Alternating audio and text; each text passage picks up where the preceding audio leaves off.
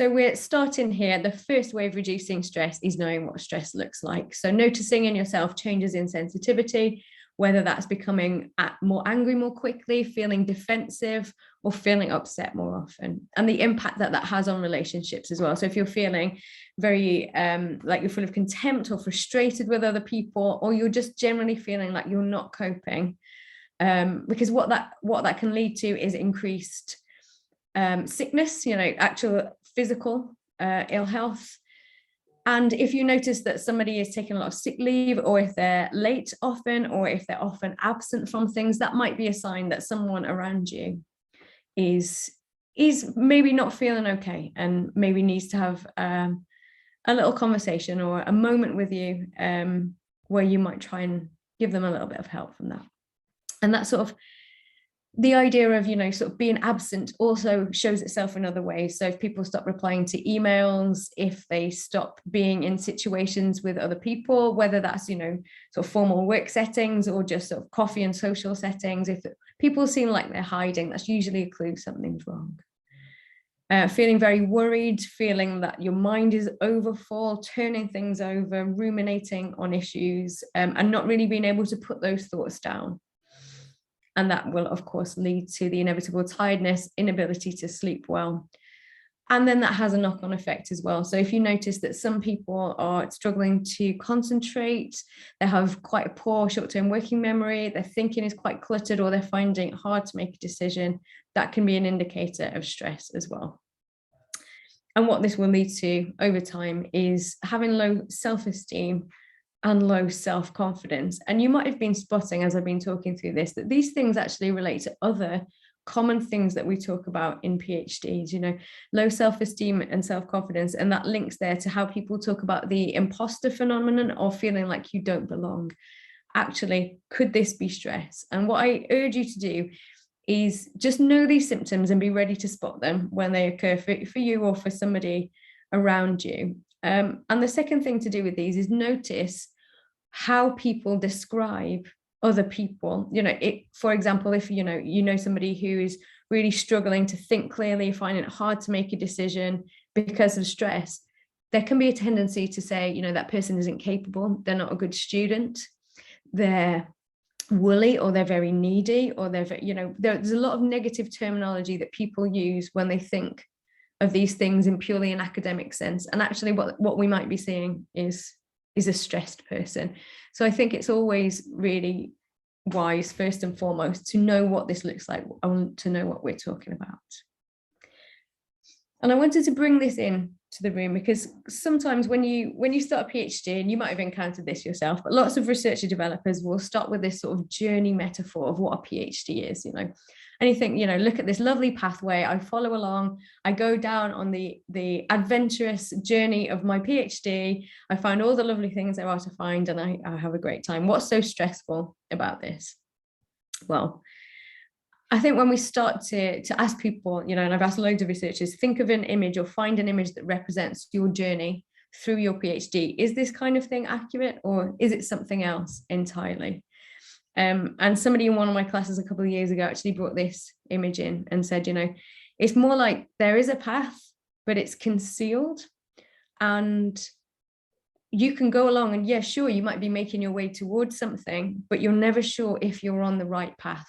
You're not sure if you're on the right track. Have I strayed off into something else?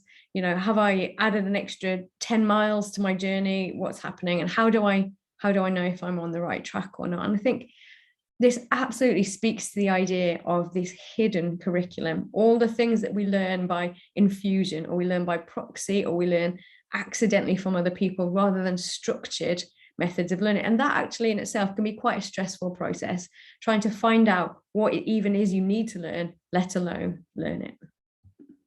And this is another image that was brought into one of our sessions, and this is in the hidden curriculum book, actually. And somebody said, this is my path. It's not even one path. It's so confusing and so overlapping. There's so much going on.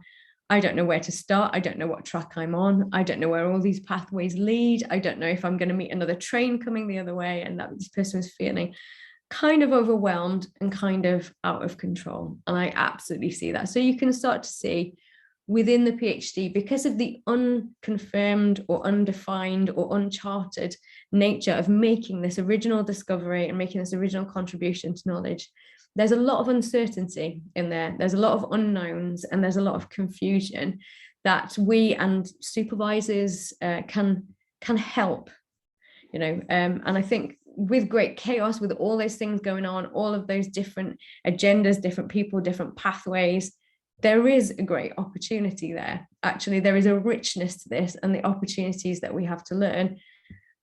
But before we go to that, I want to just return back to the chaos side of it.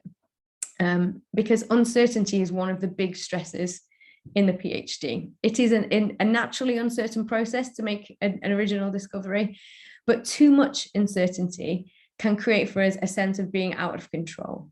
And when we speak to people, they say, I'm lost, I'm at sea, I don't know, sink or swim, all these sort of nautical metaphors will come up, and people are really feeling out of control. And there are some actually really big uncertainties that are distinct and unique to the doctorate, that weren't there perhaps at masters, they weren't there at undergrad, they probably weren't there if you were in previous employment, but they are unique to the PhD. And these are some of them. And these were elicited from a piece of work I did on trust and supervision, looking at trust in a very specific way, which I'll talk about in a minute. But I asked people, what's confusing in the PhD? Where are you stuck? And people identified things like, there's no grades anymore. I don't know if I've done a good job or a okay job or a terrible job of something. It's all very subjective, the feedback that we would get from supervisors. It could be quite patchy. For some people, it was completely absent. And there's no modules or distinct structure anymore. So in a master's, even you would follow along a certain pathway, module starts and stops at this time, you know what the assessments are, you complete them. And all of that's gone. All of that scaffolding and structure is gone from the PhD. People also finding, and this is especially true, I think, for people who have come in from a workplace. So, we might have people coming in who are very senior in their professional roles, come to do a PhD and suddenly find things are flipped. They're at the bottom of the academic hierarchy and aren't quite sure how to engage in an interpersonal way with supervisors, with other academics, what level of respect, what level of deference to people, how does it work? How does this whole hierarchy that is academia work? And not just the hierarchy side of it, but the career pathways, what does it mean to get an academic career? How does one get one? What's on the academic CV? What does an academic do? How is that different to a PhD? I think a big one is that we are told from day one in PhDs that it's not what you know and memorize and what you read, it's your opinion, your critical opinion, your ability to critically appraise literature, to critically appraise the data you've collected. Your own opinion matters, but if you don't really feel like an expert in the area, what's the mode of engagement? How do you engage with that? And how do you resolve the tensions in being asked what you think and not really even knowing what you think? And that can be quite difficult to navigate, especially if it persists for quite a long time. That can be quite a stressful place to be. And I keep using this idea of making, the purpose of a doctorate is to make an original contribution to knowledge. What does that mean? What's original? How big a contribution? How will I know if it's original? How do I know what the gaps are? How do I know what other people have done? So there's a lot to figure out. And I think some of these things are actually very specific to the PhD experience, to the doctoral experience. So I would say that my top stress reduction point then, thinking about these ideas of uncertainties, are mind the expectation gap, really. I think we arrive in the PhD with a certain set of expectations based on our previous experiences, and that's quite normal and absolutely appropriate. But if we've just done an undergraduate degree and a master's, or our last experience of formal higher education was one of those more structured programs, we might arrive with a certain expectation for what a doctorate will be like.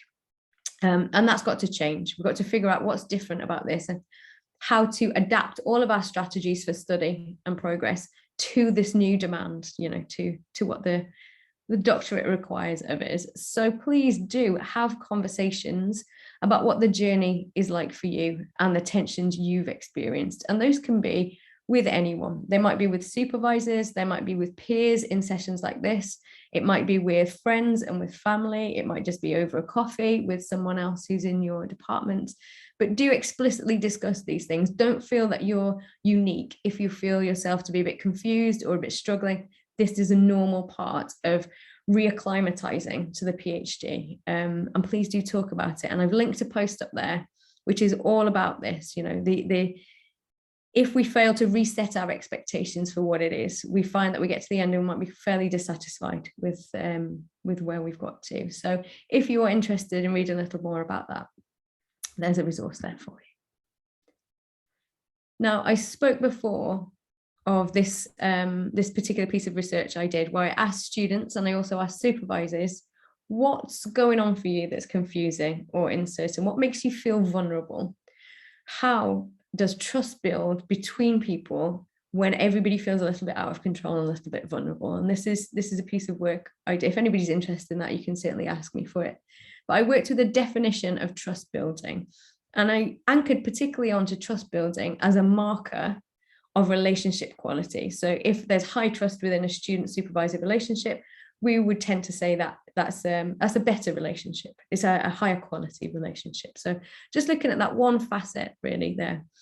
And I worked with this definition. So trusting someone. So if I trust you, I would be more willing to accept that there's uncertainty, there's things I don't know, and make myself vulnerable to you in the face of that insecurity. So by make myself vulnerable, I mean declare that there's something I don't know. So if I trust somebody, I'd be more inclined to say to them, can you help me with this? There's something I don't know.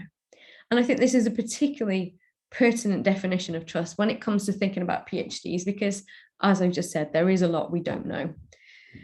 And what I did in this report was really position the supervisor and the role of the supervisor as somebody who reduces uncertainty for the PGRs that they do. And I know absolutely from Abia's work and her writing, that's one of the roles she's been providing that structure, providing the framing, reducing uncertainty, providing training, providing mentoring, providing support, all these things that we might do as a supervisor to put some more structure into what is otherwise a sort of great big open long-term project.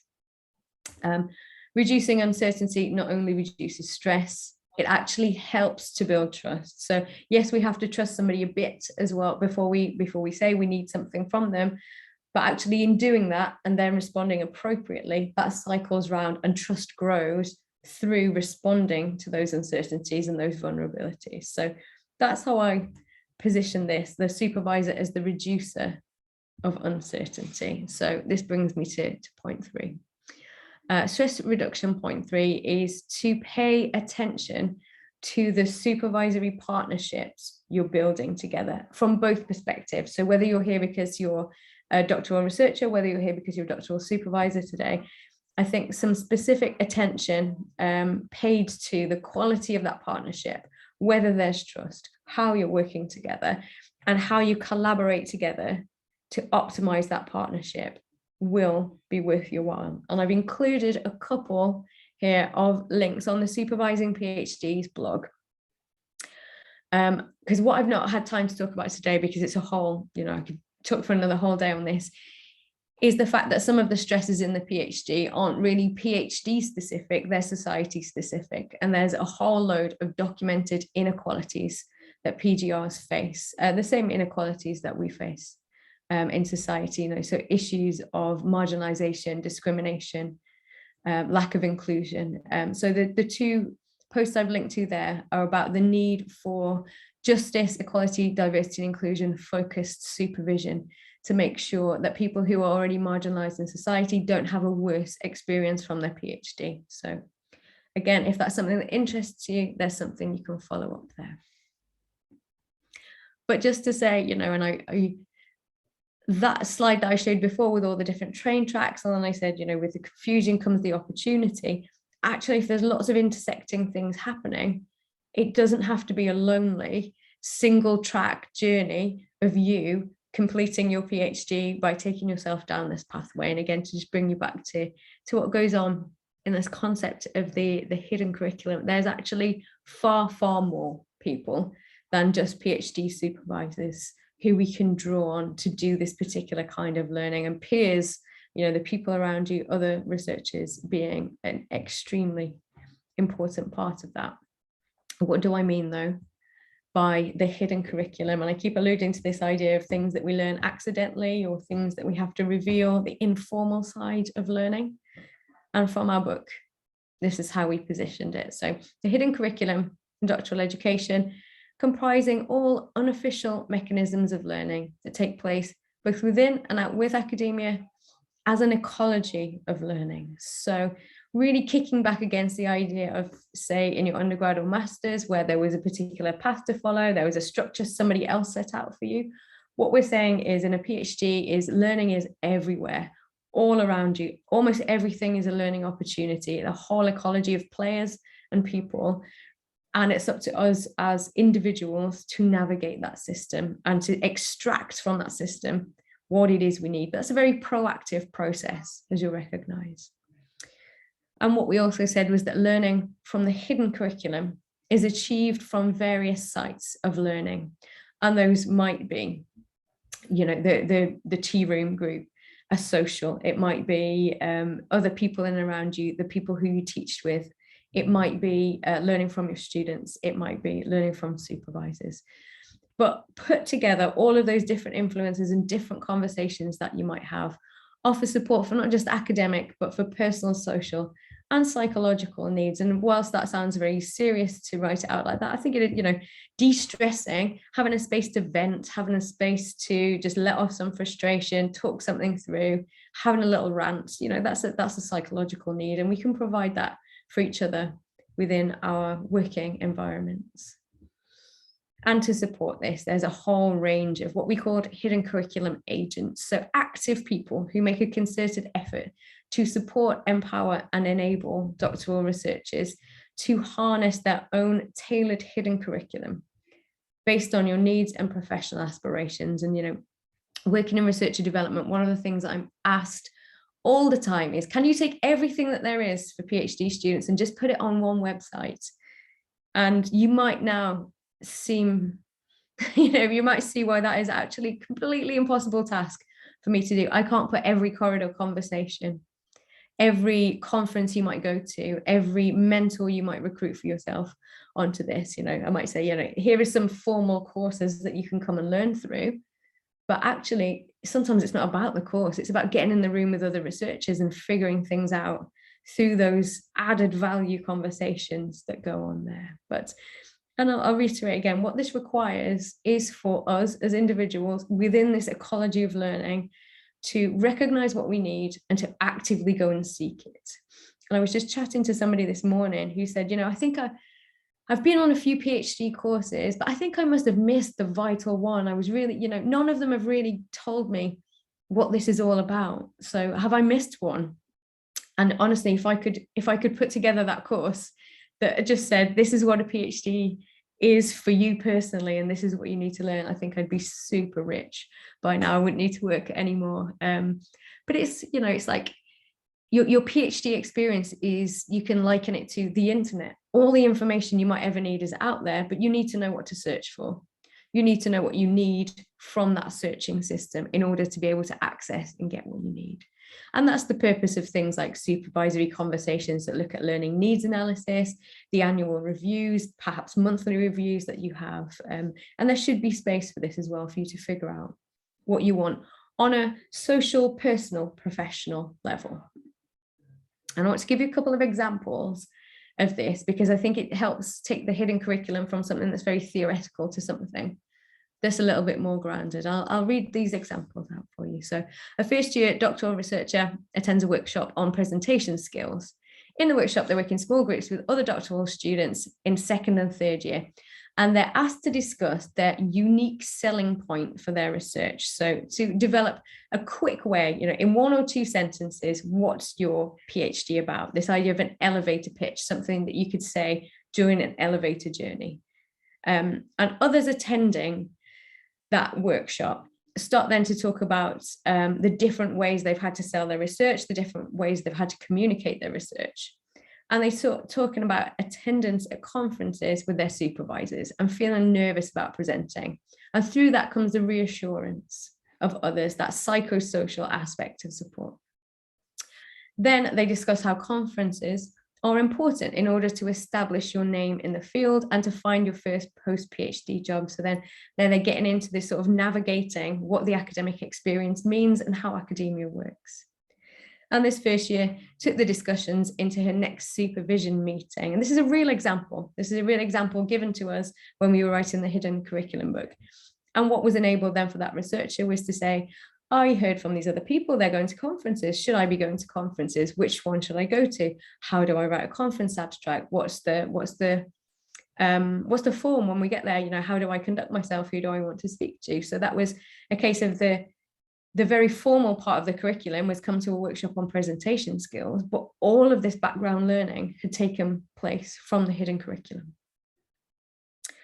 And another example, a second year doctoral researcher decides to join the PGR committee for her school because she thinks it will be a CV opportunity. So, you know, something you can put onto your CV. The first meeting, she's asked if she'd like to raise any issues from the PGRs in her department. And at that point, she realizes, oh dear, and, you know, in order to represent someone, I actually should have consulted the people I'm representing before I came. There's a learning point. So she promises to do that. And she goes away to speak to all the other people in her school. Through the conversations that were had around, you know, what's going on for you and what would you like me to raise at this committee, this researcher becomes aware that several people have tried to take a leave of absence, which is sometimes called a suspension of studies. Yeah, so a period away from study. And that trying to do that and trying to fill in the forms and trying to go through the process, people were finding that stressful and discriminatory. So she put that into the committee. And the committee did some work and were able to solve some of these issues. But also that researcher later in her third year unexpectedly had to take a leave of absence due to bereavement. But because she'd had these conversations, because she'd represented others, and because she'd been able to get those systems changed, she was completely ready to navigate that process when she needed it. And in fact, her supervisor had no experience of supporting anybody with that process. And she found that she was able to advise her supervisor when she needed it. So again, you know, the obvious structural opportunity is joining a committee, but just look at the quality of the learning that took place, not just for her, but for all the other PGRs from that hidden curriculum. If you want to read more examples of this, there's more than 50 now on the hidden curriculum blog, including Abir talking about her approach there. So you could follow that up and you could read loads more posts there from different PGRs about how access is gained to this ecology of hidden curriculum. And I don't purport to read all these out to you, but I thought it might just be useful to you for me to collate some of the very obvious agents of the hidden curriculum. We've clearly got supervisors, directors of studies, PGR tutors and conveners, people who are accessible and available to you in your department and who have an agenda for the quality of your PGR experience. There's also all of these people in the sort of lighter blue highlight at the bottom, people like research staff, the other PGRs and communities, your disciplinary communities. So it might be your professional societies, the conferences that you go to. It might be finding people on mailing lists or through Twitter or other social media, finding all these different communities that can support you and support your learning. There's research funders. If any of you are lucky enough to be funded, they will have certain expectations and certain support structures for you. And then there's all of the different kinds of people who work in what we call very loosely as university professional services. You know, you might have heard people referring to people as admin or the center or the university, but actually these are real people. Real people with specialisms. We do lots of different kinds of jobs. I'm one of them. I'm a research and development professional. And there are people who are experts in funding capture, people who are experts in the impact of research and making links to outside communities who can put your research into action. We've got research librarians, people who have a clear focus on the management of the large amounts of data that we have and we generate within universities. And then the advisory roles, so English language support, academic writing, disability advisors, equality and diversity inclusion officers, all of the different counselling and wellbeing people, as well as people like campus cafe staff and porters and the finance team. All of these people have something to teach you, perhaps not directly about your research project, but actually they've got a lot to say about how academia works, how you get that job done, how you make progress, how you operate as just a small cog within a bigger system, and how that all fits together and works. So some of the understanding really about academic careers and how everything fits together would come through these people, as well as the specialist advice that they can offer to you. And then so stress reduction point 4, you will have noticed I'm a big advocate of connecting to others, having conversations, talking to people, finding out what you don't know, and being quite open about finding and building trust with people so that you can help and support and problem solve together. So yeah, you need them to thrive. Get involved in your partnerships and communities, whatever that looks like to you, or however you find that convenient. Build those up. And I've linked here to a post on the ABCs of stress management, something I wrote ages and ages ago with Leah Bialczyk at Sheffield when I was working at Sheffield. And she is a clinical counsellor from our counselling service who ran lots of stress reduction workshops for and with us, specifically for researchers. And we kind of covered awareness. I gave you, this is the ABC, awareness, balance, communities. And I gave you those symptoms at the beginning and said, the first tool you've got is awareness. And we've covered the C quite extensively. The third tool that you've got at your disposal is communities, connecting to other people, having conversations and figuring work through that. The B in the middle of that is balance. Okay. Balance as in having other interests, having outside work, not working or overworking too hard, taking breaks, making sure that you plan in holiday time for yourself and that you have weekends off sometimes, and whatever that looks like for you. We all work different patterns, we have different preferences, but take some time away. There comes a point where throwing more energy and effort into a PhD does nothing except exhaust you. Once you start to get stressed, the quality of your decision making goes down, the quality of your ability to think clearly goes down.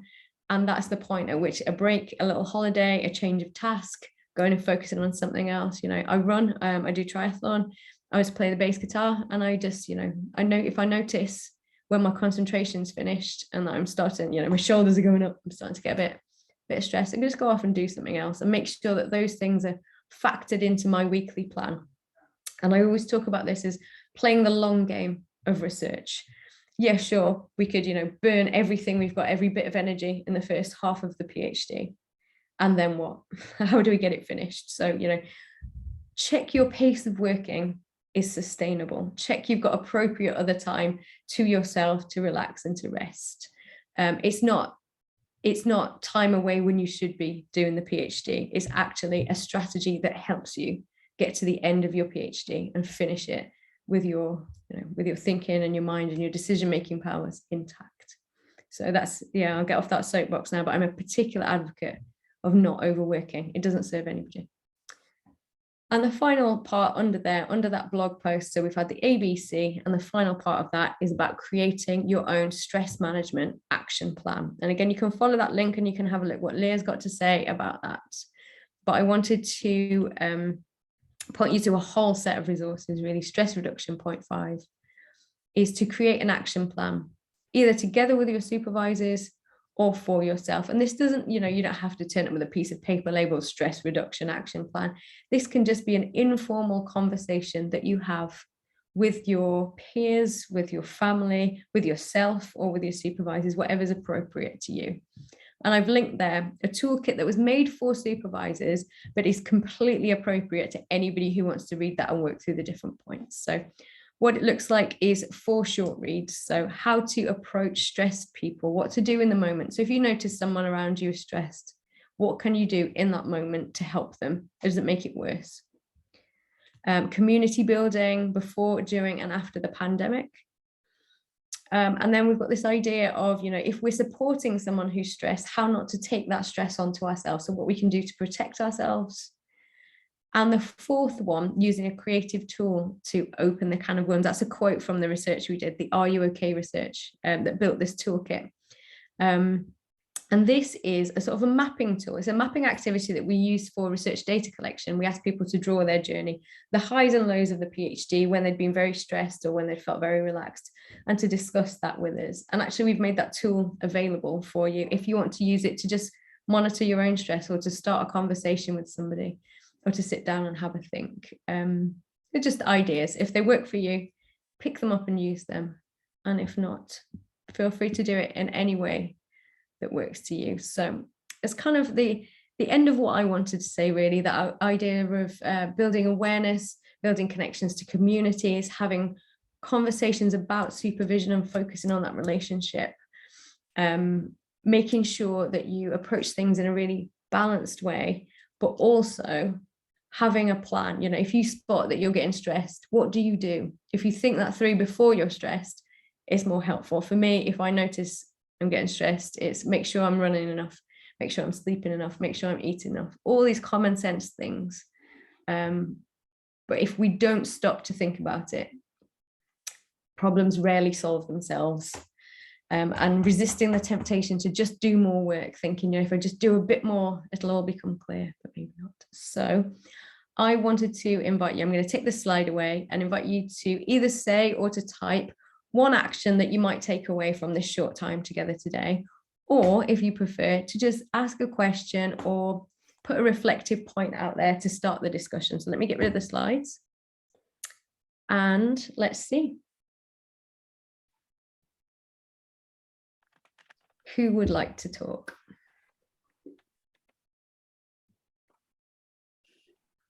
Abir, can I ask you to stop the recording at this point, Oh, yeah, please? yeah. I will definitely stop the recording. Thank you.